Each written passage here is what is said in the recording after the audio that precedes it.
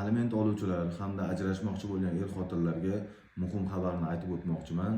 Kuni kecha Oila va Xotin-qizlar qo'mitasi tomonidan Oila kodeksiga o'zgartirish va qo'shimchalar kiritish to'g'risida muhim qonun loyihasi jamoatchilik muhokamasiga qo'yildi. Xo'sh, ushbu tizimda qanday o'zgarishlar bo'lmoqda?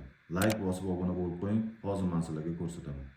Endilikda bir nafar farzand uchun to'lanadigan aliment miqdori mehnatga haq to'lashning eng kam miqdorining 26,5 baravaridan emas, balki minimal iste'mol xarajatlaridan kam bo'lmasligi belgilab qo'yildi.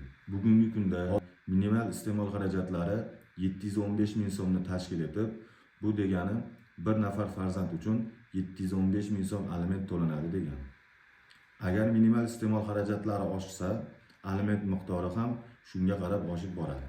Bundan tashqari, Oila kodeksining 40-moddasiga ko'ra, sud orqali ajrashayotgan er-xotinlarning yarashishi uchun beriladigan 6 oylik muddati 1 yilga muddatga uzaytiriladi.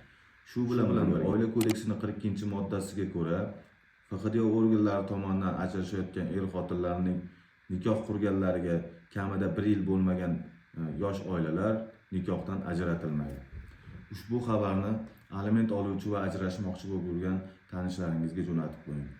Agar sizga ushbu qonun loyihasi kerak bo'lsa, regulation.gov.uz elektron sayti orqali bemalol tanishib chiqishingiz mumkin bo'ladi.